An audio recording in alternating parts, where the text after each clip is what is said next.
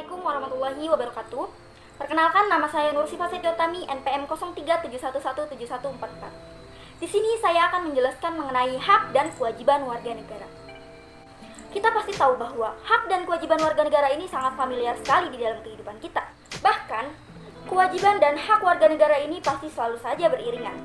Di mana ada hak, pasti ada kewajiban. Lalu, apa sih yang dimaksud dengan hak dan kewajiban itu? Hak adalah sesuatu yang mutlak menjadi milik kita dan penggunaannya tergantung kepada kita sendiri. Sedangkan, kewajiban adalah sesuatu yang harus kita laksanakan atau kita lakukan dengan penuh rasa tanggung jawab.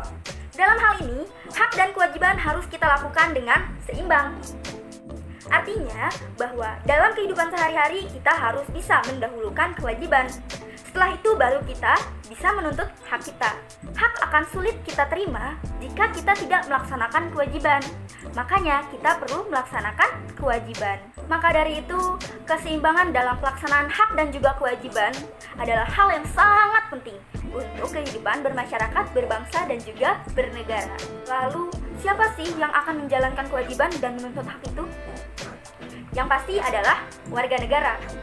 Warga negara menurut KBBI adalah penduduk sebuah negara atau bangsa yang berdasarkan keturunan, tempat kelahiran, dan sebagainya, yang mempunyai kewajiban dan hak penuh sebagai seorang di dalam negara itu.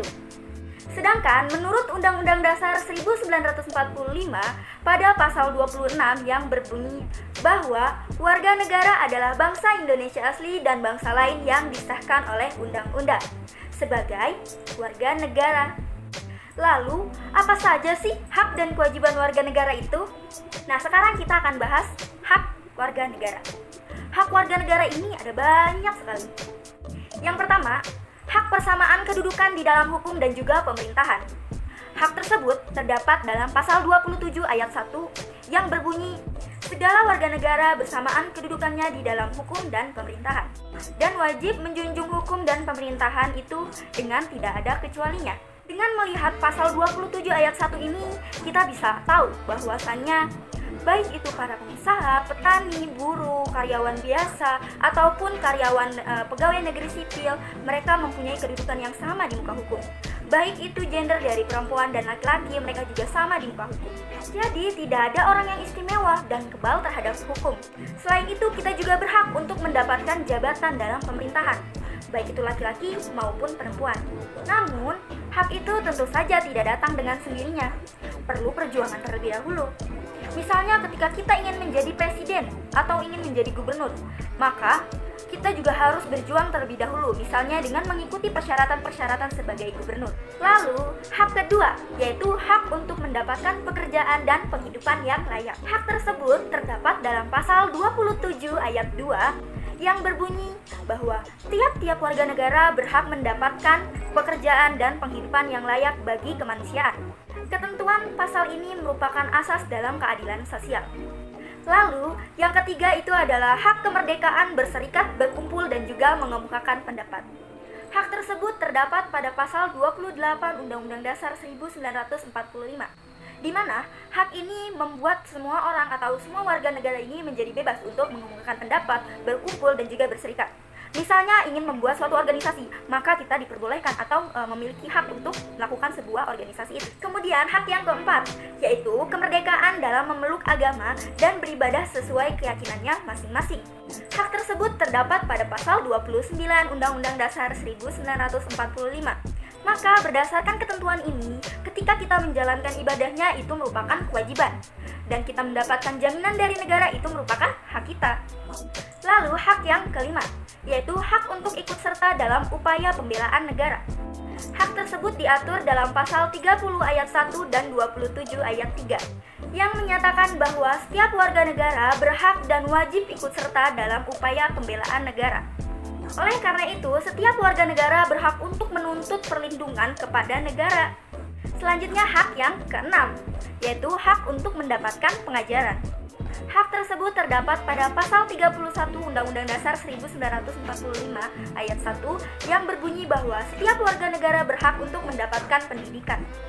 Kemudian hak yang ketujuh yaitu hak mengembangkan kebudayaan nasional. Hak tersebut terdapat pada pasal 32 ayat 1.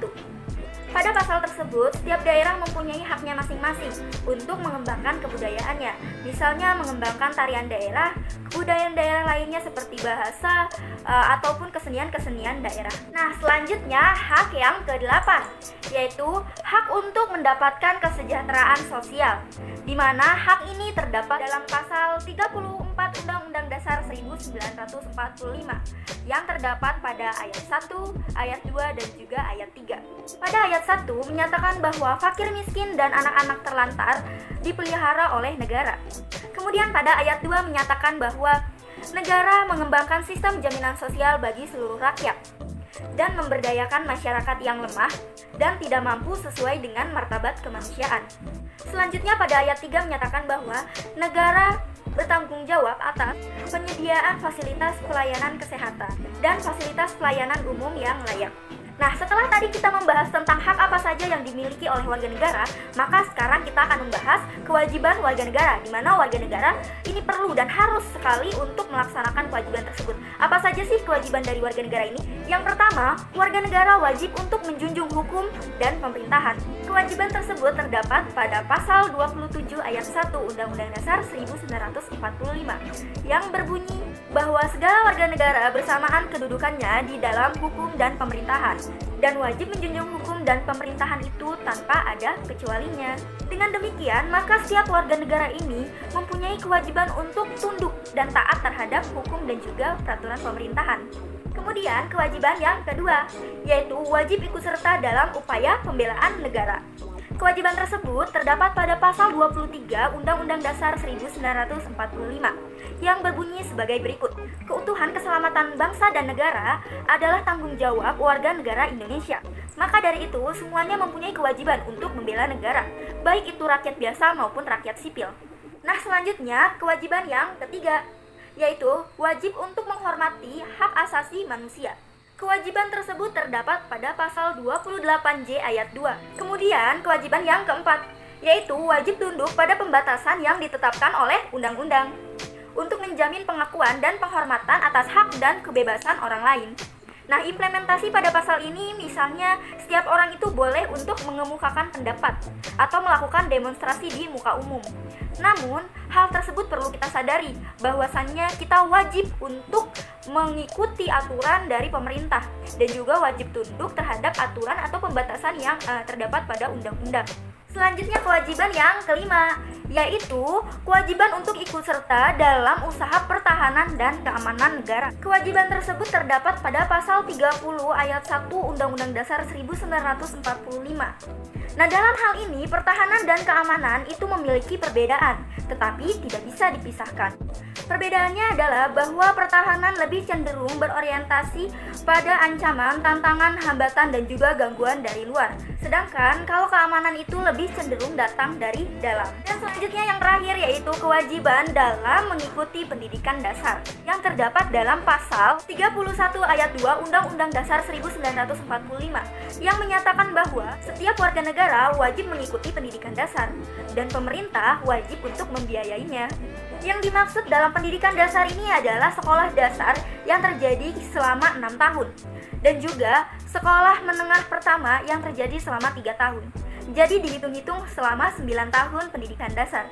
Nah, setelah kita melakukan atau melaksanakan kewajiban untuk melakukan pendidikan dasar, maka negara wajib membiayainya. Nah, contohnya seperti sekarang ini, sudah banyak sekali siswa atau peserta didik yang bersekolah melakukan pendidikan dasar dengan bantuan atau tunjangan dari dana BOS. Nah, inilah yang disebut dengan kewajiban kita untuk melakukan atau melaksanakan pendidikan dasar. Nah, dari berbagai kewajiban dan juga hak tadi yang sudah saya jelaskan, bahwasannya kita sebagai warga negara ini perlu menyeimbangkan hak dan kewajiban tersebut agar kita bisa menjadi warga negara yang baik. Baik, cukup sekian yang bisa saya sampaikan. Kurang lebihnya saya mohon maaf. Wabillahi taufiq wal hidayah. Wassalamualaikum warahmatullahi wabarakatuh.